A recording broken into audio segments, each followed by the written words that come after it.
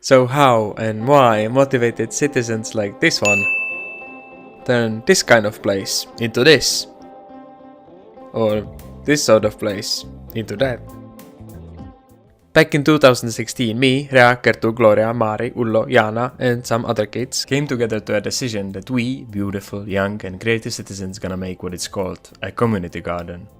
All of us have seen gardens in the Western world like Berlin, London or Copenhagen, and we imagine that we, the children of the East, could be also cool and hip, like the hippest kids of Prinsessitengarten or Camden hipsters, having our own urban garden. No, we truly believed and still believe that gardens are the spot in the city that attracts people who themselves wish to contribute to that urban environment we all share would be more lively, vibrant, sustainable and people-friendly. As well, we love the idea that on a piece of old concrete we could grow ourselves some greens and some community around that. Talgud. Palgata ühiste pakkiliste tööde kiireks sooritamiseks. That is an ingenious way how to get free labor, new friends, full belly, a lot of work done, and a feeling of satisfaction for being a well-functioning member of society. Heard of Let's Do It? Check the description. Thanks to these Talgut events and meetings, we have turned this urban brownfield into a flourishing community space in about 6 weekends. We have grown greens, children, turned rubbish into beauty, had a lot of pizzas, new friends, parties, and then cars wanted to join the party and had better idea about usage of all that concrete. Yeah, we sort of knew it was coming, just didn't know when. The local municipality needed temporary parking for these beauties, so the owner of the spot rented to them. No hard feelings. Luckily, the municipality got us a new garden, Alexandri Garden. Very similar pattern appeared. Free labor, kids, pizzas, trash to beauty, projects with schools, more kids, new friends, parties, and...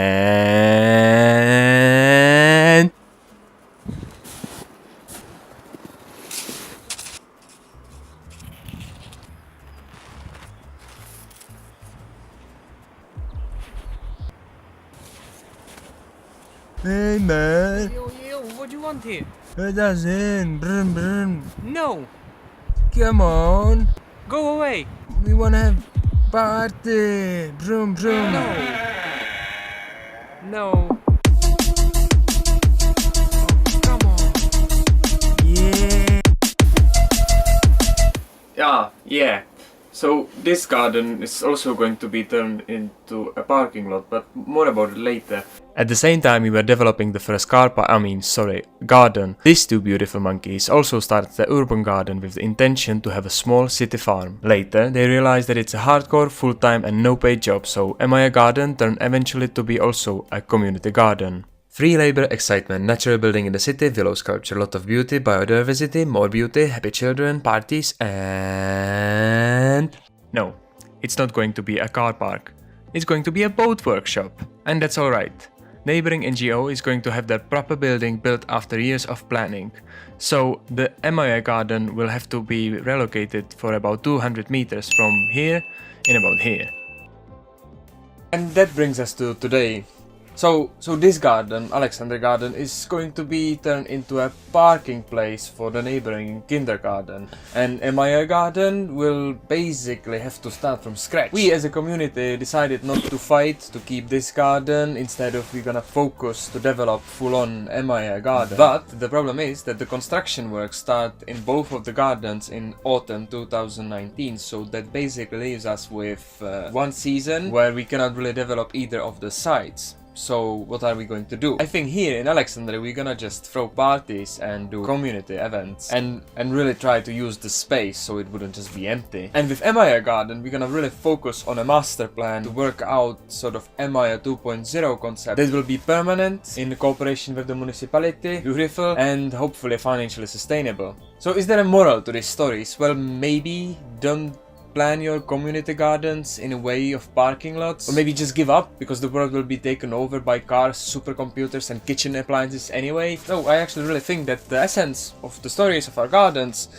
really reflects the same phenomenon I would really like to share and map via this channel.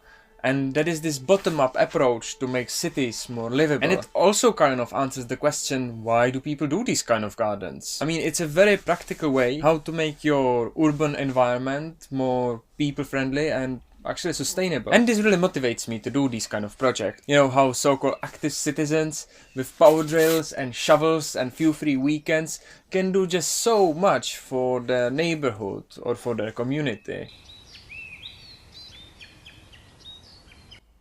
So hey, thank you for watching. If you're new here, as you probably are, then this channel is about making city more sustainable by our own hands and how to do it and how we are doing it with my friends. And if you're into that, then you can subscribe, whatever the button, the button for subscription appears. Yes, thanks. Good.